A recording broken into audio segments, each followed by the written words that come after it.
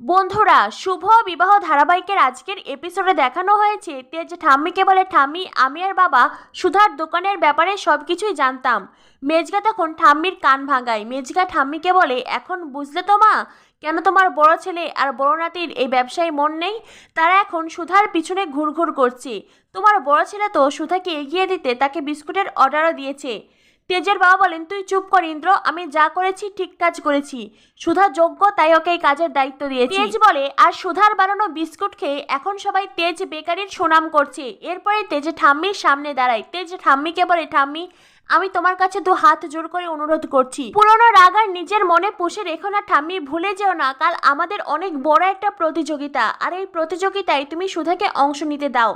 ঠাম্মি মাথা নিচু করে দাঁড়িয়ে থাকে। তখনই ঝিনুক এসে বলে, আমার মনে হয় দিদির সাহায্য নিতে হিটলার দাদির সম্মানে লাগছে, সেই জন্যই তো উনি মাথা নত করে দাঁড়িয়ে আছেন। কিন্তু হিটলার দাদি একটা কথা মনে রাখবেন, আমার দিদি ছাড়াই প্রতিযোগিতায় তেজ বেকারি জিততে পারবে না। ঠাম্মি বলেন, তেজ বেকারি এই মেয়ের কাছ থেকে কোনো সাহায্য সহযোগিতা নেবে না, কখনো নয়। সুধা বলে, ঠাম্মি তাহলে তো হয়েই গেল, আমার আর এখানে কোনো কাজ নেই। ঝিনুক, আমার শ্বশুরবাড়ির লোকজন প্রথমবার একসাথে সবাই এসেছে, তুই সকলের জন্য চা বিস্কুট নিয়ে আয়। ঝিনুক চা বিস্কুট আনতে যায়। সুধা ওখান থেকে সরে যেতে চাইলে ঠাম্মি বলেন, দাঁড়াও, 2 দিনের মেয়ে দুটো বিস্কুট বানিয়ে সকলের প্রশংসা পাচ্ছ বলে তোমার মাথা ঘুরে গেছে তাই না? তেজ বেকারির কর্ণধার কাননবালা দেবীকে তুমি চ্যালেঞ্জ করছো? কাননবালা দেবীর অভিজ্ঞতার সাথে তুমি 2 দিনের মেয়ে পারবে? তখনই ঝিনুক চা বিস্কুট নিয়ে আসে, আর ঠাম্মি বিস্কুট হাতে নিতেই সুধা, ঝিনুক এরা সবাই ভাবে ঠাম্মি হয়তো বিস্কুট টেস্ট করবেন, কিন্তু না, ঠাম্মি হাত দিয়ে বিস্কুট গুঁড়ো গুঁড়ো করে সুধার মুখের উপরে ছুঁড়ে মারে। ঠাম্মির এমন আচরণে সকলে অবাক হয়ে যায়। মেজগা তো মিটমিট করে হাসতে থাকে। ঠাম্মি সুধাকে বলেন, কি ভেবেছ এই আটার সুজির দলা পাকিয়ে কাননবালা দেবীর সঙ্গে তুমি আজই টেক্কা দেবে?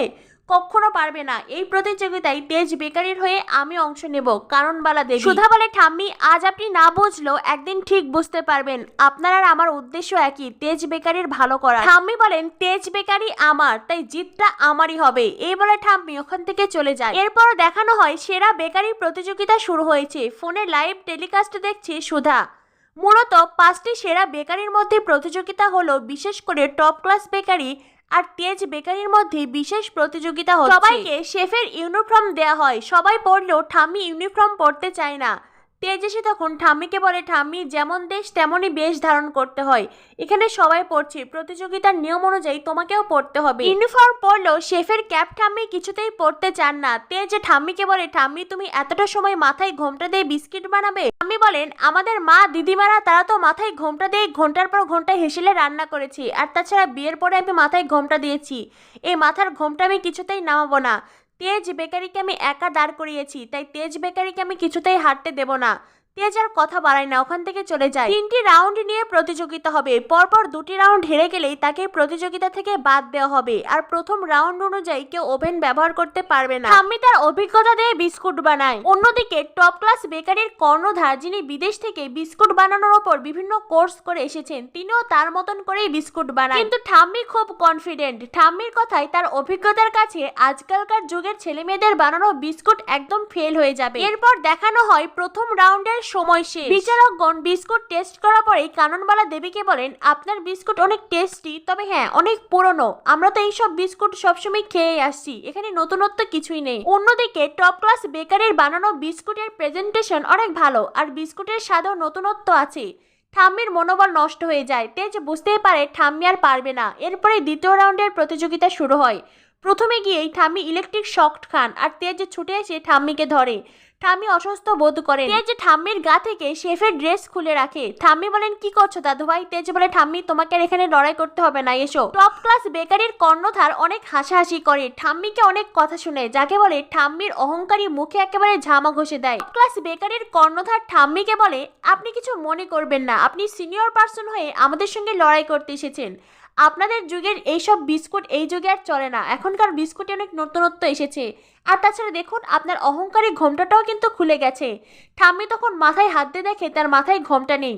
ঠাম্মির নাজেহাল অবস্থা। ঠাম্মি তো পারলে সেখানেই কেটে দেয়। তেজ ঠাম্মিকে ওখান থেকে নিয়ে যায়।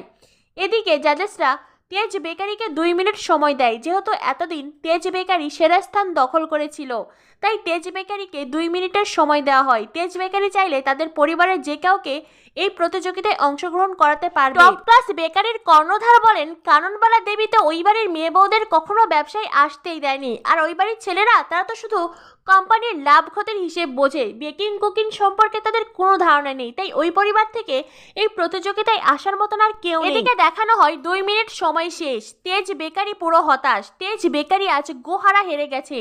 তেজ বেকারিকে ডিসকোয়ালিফাই করা হয়, তখনই সেখানে ছুটে আসে সুধা। সুধাকে দেখে বোঝাই যাচ্ছে সুধা এক প্রকার ছুটে এসেছে। সুধার পরনে শেফের পোশাক।